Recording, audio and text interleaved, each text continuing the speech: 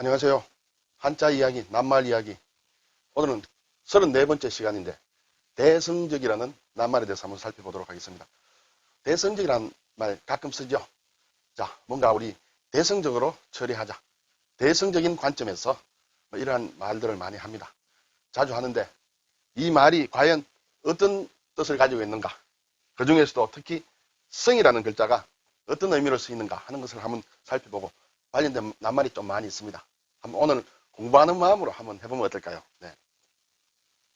자, 차가 있습니다, 여러분. 왜 대성적이란 말을 하는데 차를 이렇게 제가 그림으로 올렸을까요? 이 차를 보세요. 1인용, 혼자 타는 차죠. 아주 작은 소형 1인용 차라고 할 수 있습니다. 이것은 옛날 차인데 정말 지금의 버스보다는 좀 적지만은 옛날에는 저희가 어렸을 때만 해도 지금의 버스보다 좀 작은 그런 차들이 좀 있었습니다. 주로 이런 차들은 여러 사람이 함께 타는 것이다 해서 합성한다 해서 합성버스라는 그런 것들이 많이 있었어요. 저희들이 어릴 때는. 지금은 없습니다만 지금은 아주 크고 좋은 버스들이 많이 나와 있죠. 이 둘 다 성이라는 글자와 관련됩니다. 성용 차가 되겠죠. 그래서 성이다는 그런 글자가 있는데 성이 어떤 글자인지 오늘의 주제가 되는 한자가 되겠습니다. 자, 성은 타다는 뜻의 글자입니다. 탈성입니다. 그래서 타는 것은 옛날로 치면 수레라고 할 수 있습니다. 그래서 수레, 그리고 곱하다는 뜻도 있습니다. 역사서를 가리키기도 합니다. 물론 이 이외에도 뜻이 많이 있지만은 우리가 자주 쓰는 낱말 중에 이러한 앞에 세 가지는 우리가 자주 쓰는 낱말이고 이것은 별로 쓰지 않습니다만 한번 알아보도록 하겠습니다. 우선 한자 성이 어떻게 생긴 글자인가 한번 살펴보겠습니다. 원래 옛 글자를 보면 사람과 그리고 사람의 발을 나타내는 글자입니다. 두 발을 나타내는 글자예요. 그리고 나무목이다 이렇게 되어 있습니다. 그래서 사람이 두 발로 나무 위에 서 있다는 그런 뜻이 되겠습니다. 그리고 또 물론 조금 달리 해석하는 사람들도 있습니다. 여기에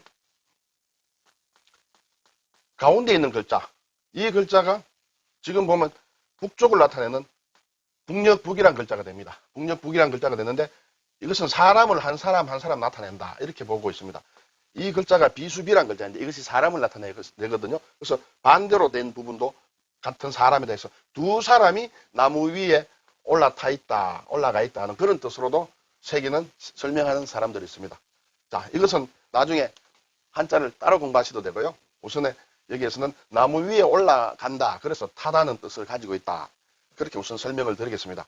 자, 먼저 타다는 뜻으로 우리가 자주 쓰는 말은 굉장히 많습니다. 승차한다, 승객, 승무원, 합승한다.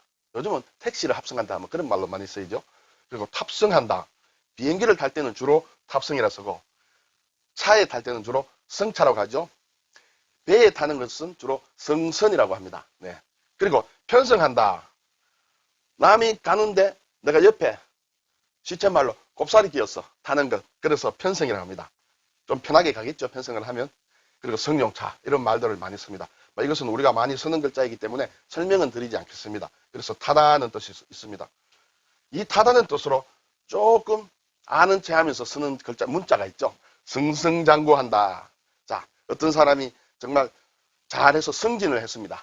직급이 올라갔습니다. 그러면 많은 사람들이 옆에서 승진을 축하합니다. 그리고 앞으로 더 승승장구하시기 바랍니다. 이런 말들을 많이 하거든요. 그 말의 뜻이 뭔지 한번 볼까요? 자, 여기에 두 번째 승은 이긴다는 뜻입니다. 우승했다 할 때, 승리했다 할 때 그런 얘기를 합니다. 장은 오래, 길다, 오래되다 하는 그런 뜻입니다. 구는 앞에 말맞자가 있죠. 그래서 말을 타는 것을 구라고 합니다. 자, 그러면 승리에 올라타서 지금 한번 승리를 했습니다. 한번 승리에 올라타서 멀리 말 타고 나가시라. 자, 이제 한번 승리했으니까 계속 말을 몰아서 계속 멀리까지 말을 타고 나가시라는 그런 뜻이 되겠습니다. 승승장구. 만약에 이게 어떤 시험 문제가 나온다면 두 개 글자가 위치가 자칫 잘못하면 바뀔 수가 있습니다. 승승장구 그리고 말을 탄다라는 그런 뜻의 글자도 여기에 있다는 것을 우리가 알아둘 필요가 있습니다. 네, 승승장구. 저도 승승장구를 했으면 좋겠습니다만 별 기회가 없네요. 네. 자, 두 번째는 수레라는 뜻입니다. 이 글자 원래 성이 탄다는 뜻이므로 타는 것의 대표적인 것이 옛날로 치면 수레가 되겠습니다. 자, 여기에서 천자만성이라, 천자라는 것은 막 천하를 다스리는 사람이다.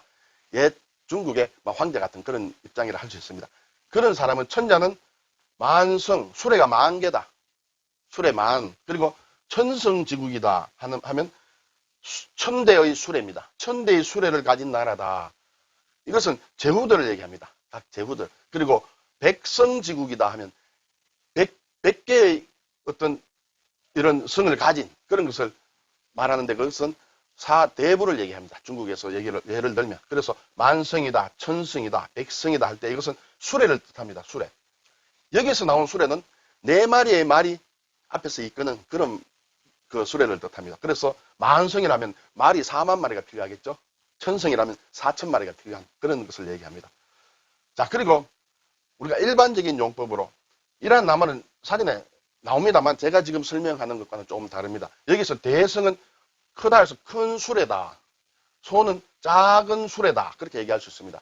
근데 일반적으로 사전을 보면 대성과 소성은 불교적인 용어로서 나옵니다. 여기서는 물론 불교와 관련됩니다만 큰 수레, 작은 수레. 일단 거기에 초점을 맞춰주셨으면 좋겠습니다. 그래서 우리가 대성적이다 하면 큰 수레를 탄 것처럼 하지 않은 것입니다.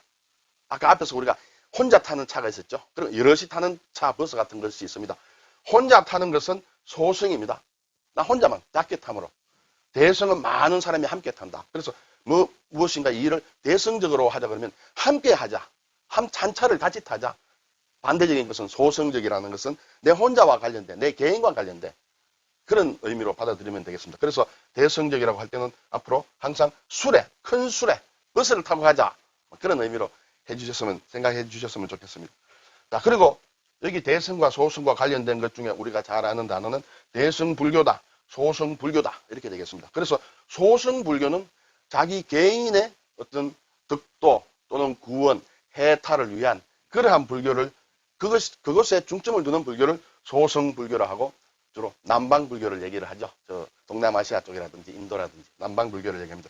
그에 반해서 대성불교는 전체 많은 사람, 모든 사람, 많은 사람의 구원, 해탈을 위해서 노력하는 불교가 대성불교다. 그렇게 되겠습니다. 우리나라는 주로 대성불교가 이렇게 많이 이렇게 퍼져 있습니다. 근데 원래 대성불교란 말은 대성불교 쪽에 있는 사람들이 만든 말이고 그 사람들이 그와 반대되는 개인의 해탈을 중심으로 하는 불교를 소성불교라고 불렀습니다. 그리고 부르고 있습니다. 그러나 정작 우리가 봐서 소성불교에 속하는 사람들은 이 말을 별로 좋아하지 않는다고 하는군요. 네, 어쨌든 이 대성적이다 또는 대성불교다 할 때 이것은 큰 수레를 생각하시면 쉽게 이해가 되리라 생각이 됩니다. 자, 세 번째는 곱하다는 그런 의미를 가지고 있습니다. 우리가 가감성제, 더하기, 빼기, 곱하기, 나누기를 가감성제라고 합니다. 이때 나오는 것이 성이 곱하기라는 얘기입니다. 우리가 제곱, 산수 또는 수학에서 제곱이라는 말이 있습니다. 자기 스스로 곱한다는 그런 말이죠. 그것을 한자 말로는 자성이라고 합니다. 요즘은 잘 쓰지 않죠. 옛날에는 자성이다, 삼성이다. 똑같은 것을 3개 곱하는 것이 삼성, 똑같은 것을 2개 곱하는 것이 자성입니다. 그것이 이제 제곱이란 말로 됐고 삼성은 3제곱, 4제곱 이렇게 이제 우리말로 순화가 되었습니다. 자, 그리고 상성이란 말이 있을 수 있습니다. 자, 여기 상은 서로란 뜻입니다. 말 그대로 보면 서로 곱한다는 얘기입니다. 서로 곱한다. 그리고 성수는 곱하는 수가 되겠죠. 어떤 숫자를 2개 있을 때 하나는 곱하는 수, 하나는 곱해지는 수. 곱해지는 수는 비성수로 하고 곱하는 수는 성수라고 할 수 있겠죠. 자, 이것은 전부 곱하다는 뜻입니다. 근데 여기서 중요한 말은 제가 크게 적었습니다만 상승이라는 말이 있습니다. 상승작용이다, 상승효과다 할 때 쓰는 그러한 상승입니다. 우리가 상승이라 하면 일반적으로 위로 올라간다 하는 위로 올라간다. 아래로 내려가지 않고 위로 올라간다. 위상 오를 성입니다. 성관계 할 때 성입니다. 이러한 것은 단지 올라간다는 그런 뜻을 가지고 있습니다. 그러나 여기에 상승은 서로 곱한다 하는 그런 뜻입니다. 그래서 상승작용이라 하면 서로 곱하기 효과다. 곱하기 작용이라는 것입니다. 그리고 상승효과라고 하면 곱해서 나오는 효과를 얘기합니다. 우리가 보통 서로 협력을 하고 이럴 때 하는 얘기가 시너지 효과를 노리자. 시너지 효과가 있다. 그런 얘기죠. 사람이 2사람 이상이 어떤 일을 해서 그 서로 합쳐서 했을 때는 한 사람 한 사람 각각 하는 것보다 효과가 더 많은 경우가 많이 있죠. 그런 것을 시너지 효과라고 합니다. 그런데 서로 곱하기 효과가 있다. 어떤 두 사람이 단순히 일을 해서 두 사람이 하는 것보다 플러스가 되면 상승 효과가 있고 시너지 효과가 있습니다만 상승 효과는 곱하기 효과이므로 더 클 수가 있습니다. 예를 들어서 3이라는 글자와 4라는 숫자가 있습니다. 이것을 시너지 효과라고 하면 단순히 더하기 효과 하면 7이 되겠습니다. 7 이상의 숫자가 되겠습니다만 상승 효과라는 것은 3 곱하기 4가 되겠습니다. 그러면 12가 나오죠. 그러면 12 이상의 효과가 있는 것이 상승 효과라고 할 수 있습니다. 시너지 효과는 물론 이것이 많이 올라갈 수도 있겠습니다만 일반적으로 둘을 합쳐서 그 이상에 나는 것을 시너지라 하므로 상승 효과보다 적을 경우가 저는 더 많다고 생각합니다. 그리고 성수 효과라는 것도 있습니다. 이것은 좀 어려운 말입니다만 경제학에 나오는 그런 얘기입니다만 어떤 일을 하는 데 있어서 처음에 어떤 것을 투하했을 때 그것이 곱하기 작용을 해서 상당히 계속 점차 많이 크게 불어나는 것, 그런 효과를 성수 효과라고 합니다. 여기에서도 성수 어떤 곱한다는 그런 뜻으로 이해를 하시면 되겠습니다. 자, 마지막으로 역사서를 가리키는 경우가 있습니다. 우리나라 조선시대에 나온 하나의 역사서, 야사라고 할 수 있습니다만 대동야성이라는 것이 있습니다. 대동은 물론 우리나라 조선을 얘기합니다. 야성은 들판이므로 정사가 아닌 야사를 가리켜 야성이라고 합니다. 대동야성. 여기는 우리나라의 중요한 그 옛날에 야사적인 그런 것들이 많이 실려 있는 그런 책이라고 할 수 있습니다. 왜 야성이라고 하느냐, 역사서를 성이라고 하느냐 하면 옛날 중국의 진나라 시대에서 역사서를 성이라고 불렀다고 합니다. 성이라고 붙였대요. 그래서 그 전통이 내려왔다. 그렇게 볼 수 있습니다. 여기에 비해서 초나라 있습니다. 초나라. 항우가 있었던 초나라라고 할까요? 초나라에는 역사서 이름을 도올이라고 했습니다. 도올. 도올이라면 생각나는 사람이 있죠. 김용옥 교수를 호가 도올이 되겠습니다. 여기서 나왔습니다. 빨리 하면 도올이 되겠습니다만 본인이 그렇게 얘기를 했습니다. 예전에. 예. 그리고 노나라라든지 이런 나라가 아닌 다른 나라의 역사서는 춘추라고 했습니다. 춘추. 네, 여기 적지는 않았습니다만. 자, 성이라는 글자를 제가 여러 가지 소개를 드렸습니다만 저는 한자 공부를 하면서 이 성이라는 글자가 재미있고 중요하고 막 그런 느낌을 많이 받았습니다. 여러분은 어땠는지 모르겠습니다. 좀 어려울 수 있겠습니다만 앞으로 성자가 들어가는 낱말이 나오면 수레하고 곱하기하고 관련이 있는지 한번 생각해보는 기회를 가지면 어떨까 생각을 해봅니다. 감사합니다.